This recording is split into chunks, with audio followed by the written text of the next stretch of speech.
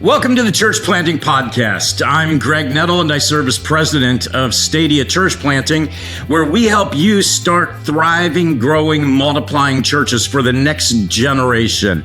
This episode of the Church Planting Podcast, we're welcoming my friend Marc Lucenius. Marc and his wife Kathleen planted 938 Church with Stadia in 2018 in Westchester, Pennsylvania, which is a Philadelphia suburb. Interestingly enough, the church's first gathering was on the day the Eagles won the Super Bowl. That's a good omen. He has 3 kids in college, and of course, his wife works as a result. She's a local high school worker in Westchester. Marc has served as a pastor in and around Philadelphia for over 20 years. He's been part of multiplying churches in a whole variety of ways. He's a leadership coach, runs a local business with his son because he doesn't have enough to do. But he's also written a book. It's called Rest for the Restless. It's coming out soon. We're going to be talking about that book today on the Church Planting Podcast. Well, friends, again, welcome to the Church Planting Podcast. I'm really excited about this episode because I have my friend and really Stadia partner, Marc Lucenius, with us. Marc, welcome to the Church Planting Podcast. Thanks for having me, Greg. I'm glad to be here. Marc, you're over. You got your Philadelphia. We're in the midst of the basketball playoffs, and I'm a big Cavaliers fan. You got your Philadelphia shirt on, so we'll be friends for this podcast. Hopefully, you guys will go farther. I'm a big Philadelphia fan too. I'm hoping you guys do well. Marc, tell us about your church plant. You're near Philadelphia. Yeah, we're right outside of Philadelphia, Westchester, and a college town, and we had a movement of folks in a recovery movement building up in this Westchester area. Our church was ready to go. I had signed up with the Lord to plant like 15 years later, didn't know, and all of a sudden the Lord's like, it's time. And it kind of popped, and Stadia was huge because nobody really knows what they're doing when it comes to church planting in the Philadelphia area. I mean, it could be a competitor to Terrain, like some sort of garden shop or something, but people don't know what church planting is. And so I needed Stadia, and it was hugely helpful as far as the services and the relationships. We launched on the day the Eagles won the Super Bowl in 2018. Oh, what a good omen. Yeah, it was pretty cool. We didn't plan on them winning, but we figured we might be able to get people's attention for that morning. And it worked out great. We hit the pandemic, and one of the interesting things is all those folks who came with us into the pandemic, they couldn't stay with us. We lost a facility for 18 months, and so we came out sort of a dead church and a turnaround. But like I said, Stadia, we maintain our relationships with Stadia, and so we're able to continue to get the kind of resources that's enabled us to turn this thing around and get momentum again. So the pandemic hits, Marc, and when you say turnaround, I mean, what'd you do when you came out of the pandemic? Did you do just a full-blown restart? Yeah, well, actually, let me back up a little bit before. One of the prayer requests we had going in is that we could plant a church in 2 years. We had a prayer, we had no plan, but we prayed for it. And out of nowhere, Stadia connects us with a guy, Matt Silver, who needed a church to help to be with for a while. And so we were able to see God answer that prayer and launch Experienced Christian Church. And we don't consider ourselves their parents. We were sort of like their foster parent that took the 17-year-old kid in for a few months and sent them out. And they're killing it.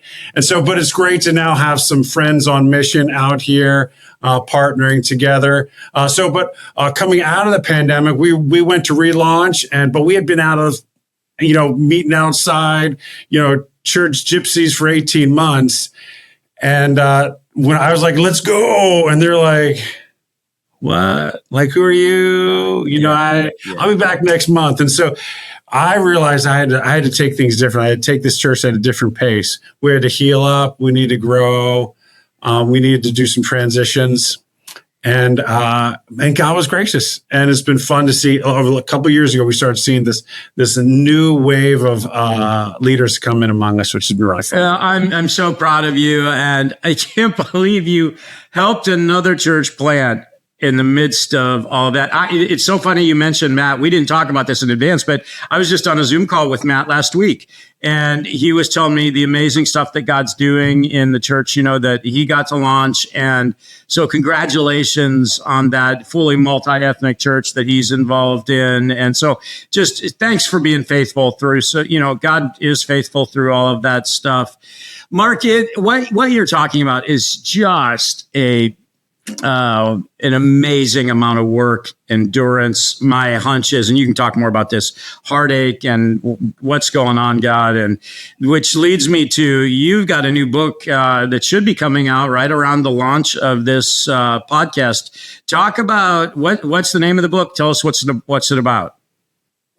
It's called Rest for the Restless, and its genesis was seeing just how tired everybody is. As I was casting a vision for people I knew about, and I saw friends cast vision, you could just see the weariness in people's faces. And this is people in the church. But then as I started interacting with friends, sort of building the kingdom in different ways, there was just a deeper exhaustion that I saw people had. And it brought me back to when I hit a wall about almost 20 years ago. And I had, what you might look back and describe as a burnout experience. And I realized that what I was doing, Greg, is I was preaching the gospel, and I was like, man, it's so good to live with Jesus. But I started experiencing resentment, bitterness, self-pity, victim thinking start kind of building up, kind of like the John Gottman's Four Horsemen. They were just kind of creeping in. And what I started doing is I started leaking at that time. And then then there was the oil spill, and I realized I needed to do this differently. And I started thinking through different patterns, and those patterns have sort of kept me alive. I'm sort of a chipmunk in that I just kind of run. You know how chipmunks, you never see chipmunks walking real fast. They just go. Right. And what I found is that certainly wasn't a pace I was going to keep up with. And when I hit my mid to late 30s, I realized I needed to make a transition from performing the ministry to living it out. Like who I was in the moment was so much more important than how I could perform in the moment. And when I started making that transition and then trying to learn to live in that space, it changed everything for me. Marc, I so appreciate that. And I think for our audience right now, those who are joining us, our friends, at some point, most people are going to hit that time in life. I was probably 14 years into my run at River Tree before I moved to Stadia. And I remember one morning I was sitting out, we had a porch swing we had this century-old farmhouse, but it had a porch swing on the front porch that was beautiful, overlooking this cornfield. And I remember sitting there with God, and I just said to God, I said, hey, if this is what the Jesus life is about, and I'm supposed to be calling people to this life, I can't do it anymore because I don't want them to have what I have. And it was a turning point for me. It sounds like similar to what you went through, say, because I was doing the same thing. I was chipmunking all around and, trying to do everything out of my own power. So let's talk just at a practical level. And I've looked at some of the stuff online that you have that before the book's release about rest for the restless. Talk us through, when you say for the restless, why did you choose restless? You didn't choose, for those who drink jet fuel or, what do you mean by restless? Well, I've got a few shelves of books all on leadership, and I love them. Yep. And they generally have no regard for my personal well-being. They activate my ambitions and my passions, and I read them regularly. And then I've got another set of books on spiritual formation that often look at my ambitions as the enemy. And so, but when you see Jesus, there's nobody more ambitious than Jesus.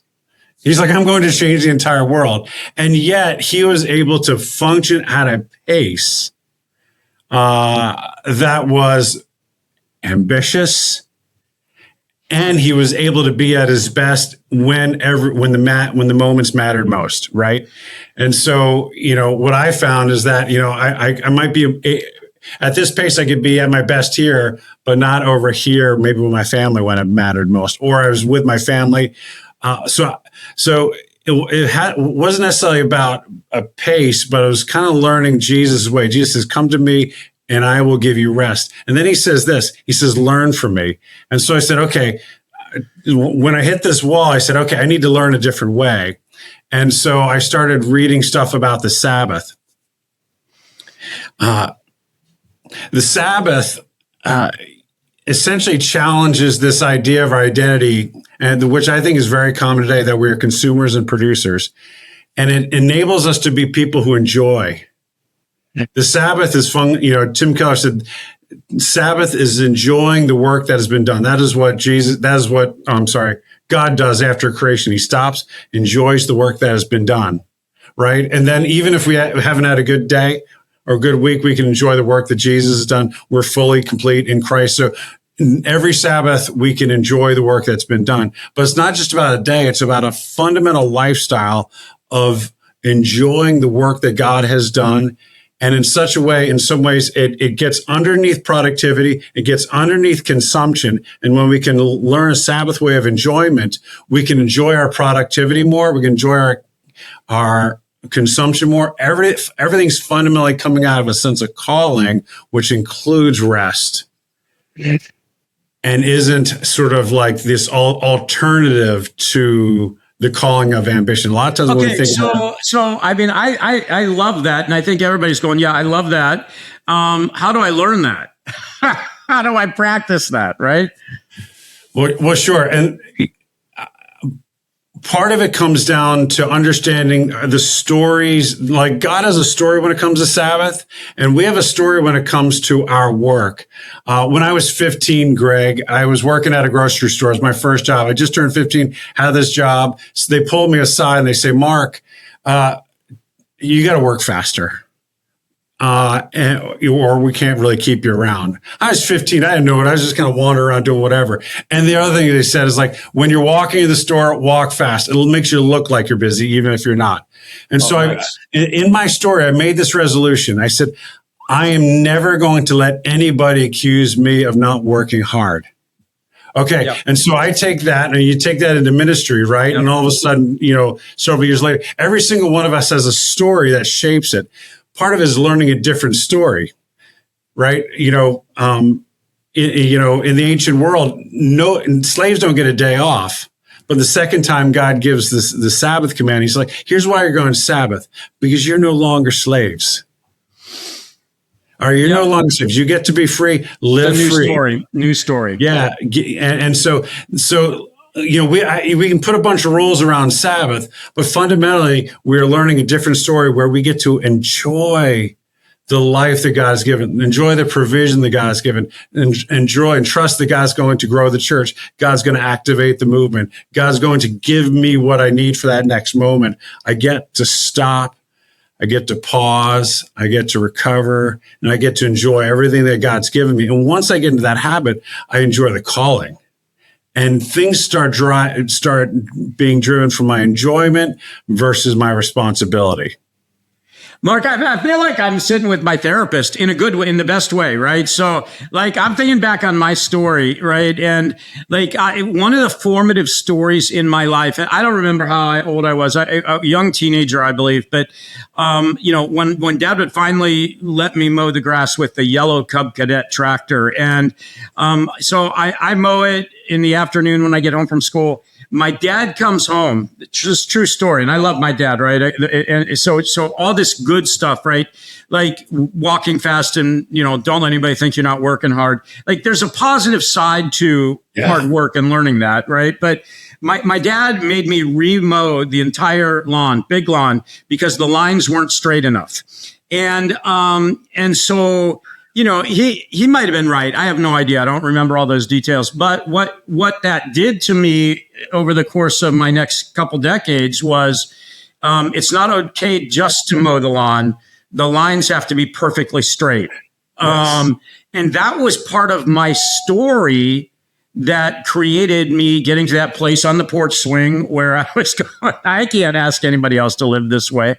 Something like that. So go, let's keep going with this, because that's, so we've got to learn this Sabbath principle and the foundation. Where else can what else is the rest principle?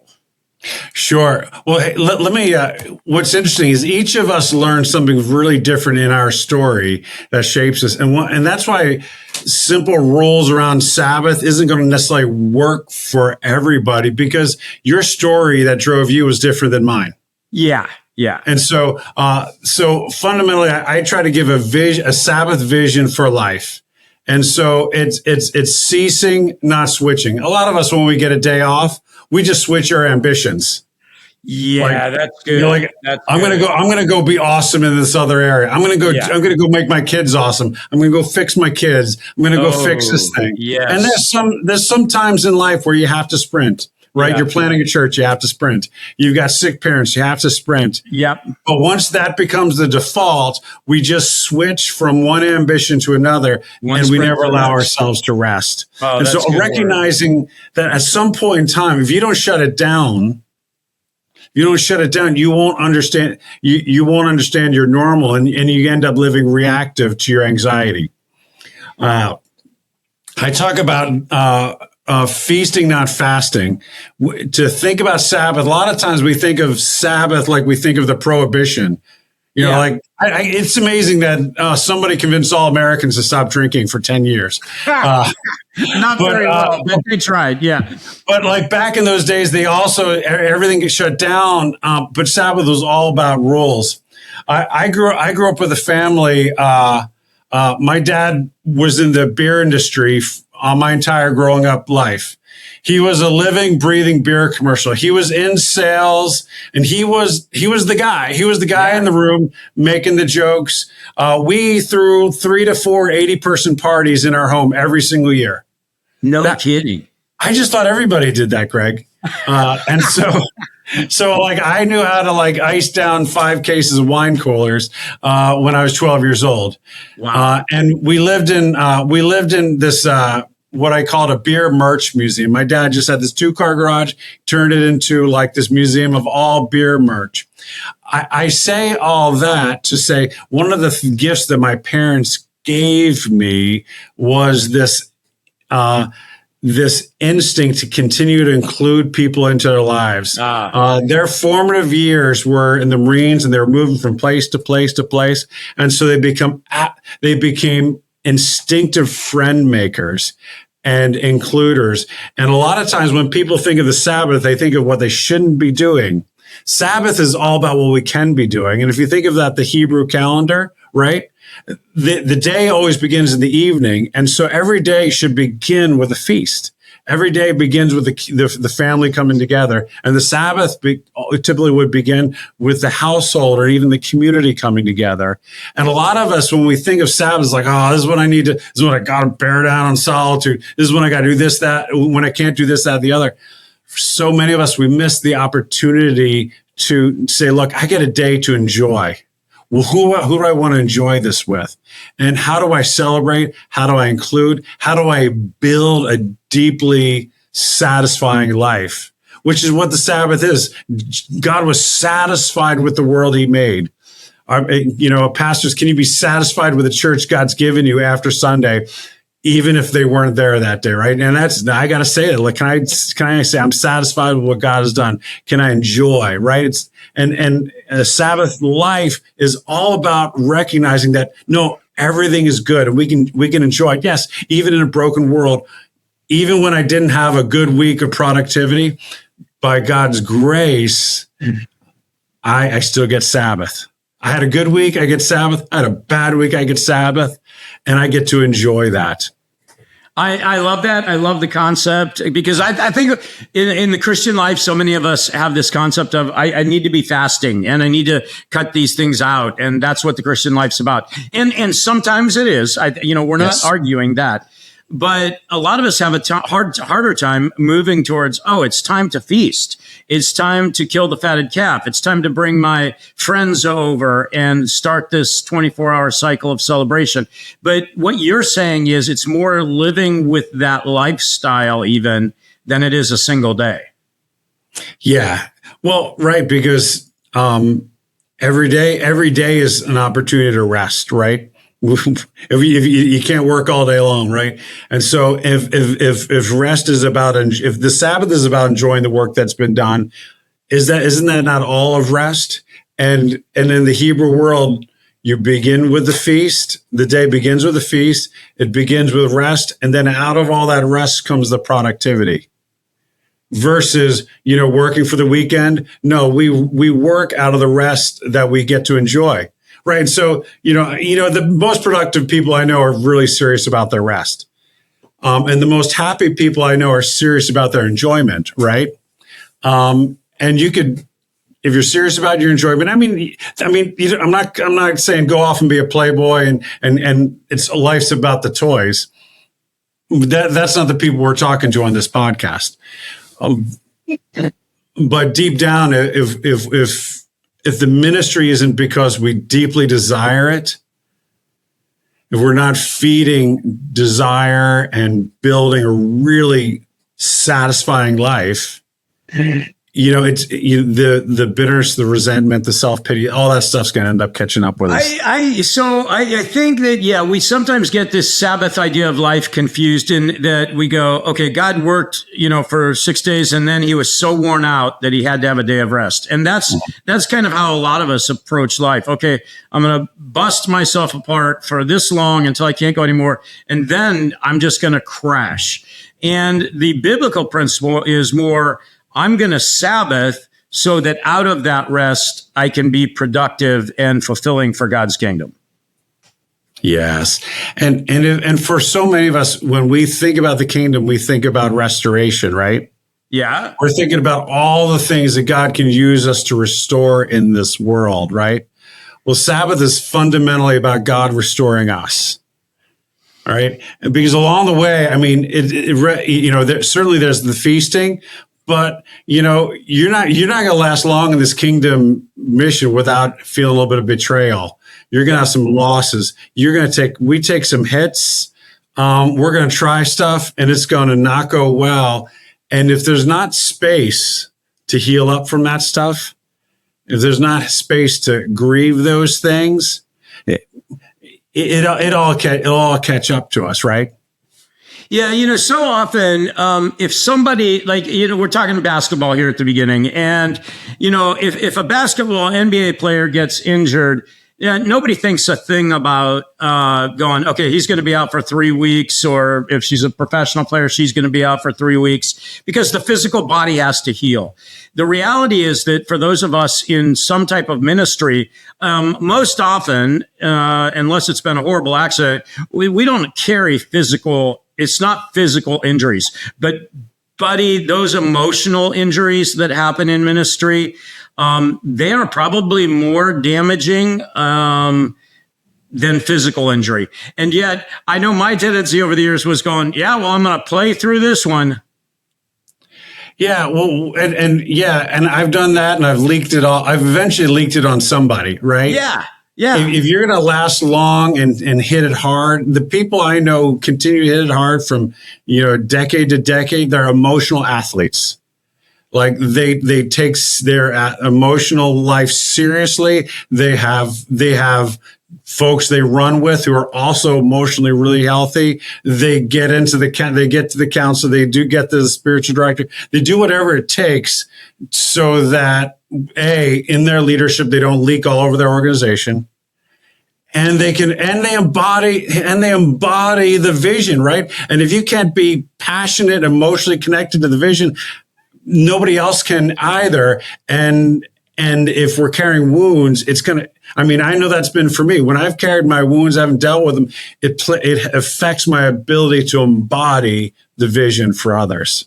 Yeah. Then you leak all over your family, your friends, your dog, whatever, and it's no good for anybody. Hey, Mark, as we kind of wrap up our last few minutes here, we have lots of church planters out there. You went through the pandemic, you launched a church, you've written a book, you've got curriculum out there, and hey, by the way, give me a website, give us all a website. Where can we go to get this stuff? MarcLucenius.com. MarcLucenius.com, where all the cool people go. So go hit that if you're one of the restless, especially like me, and get rest. It's Marc with a C.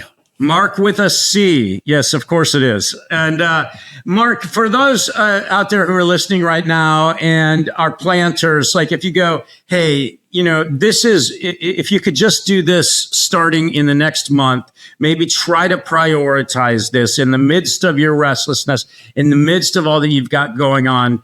What would you say as you kind of go, this is the one thing that if you could start this would be a good place to start? Yeah.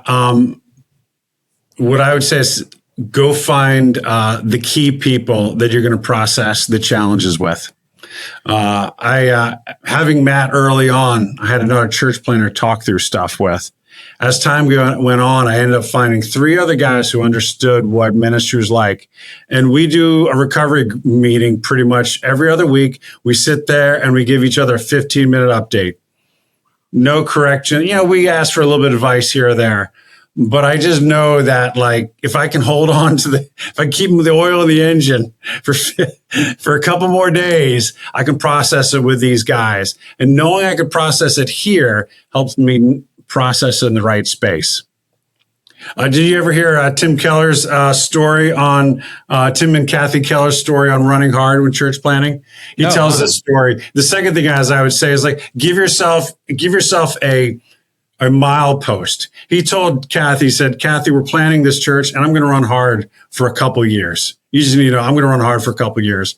Well, it went past a few years. He comes home to his little place on Roosevelt Island, and Kathy's out there on the porch, and she's got a hammer and she's breaking their wedding dishes. Oh, and he's like, what? He's like, what? He's like, what are you doing? She said, Tim, you said it was going to be 2 years and then you were going to slow down. It's been beyond 2 years and you're breaking your promise that these wedding plates represent. And he's like, okay. I hear you loud and clearly. And then he said, well, why did you have to break the wedding dishes? She's like, oh, these were all saucers that didn't have cups anymore. Oh, geez. Nice. So go break your wedding plates. Marc Lucenius, Rest for the Restless, should be coming out right as this podcast is hitting the air. So, Marc, thanks so much for joining us on the Church Planting Podcast. Hey, thanks so much, Greg. It was really great to be with you. Thanks for listening to the Church Planting Podcast. The Church Planting Podcast is part of the Stadia Podcast Network. To find more great episodes and to see how Stadia can help you start thriving, growing, multiplying churches for the next generation, be sure to check out stadia.org/podcasts.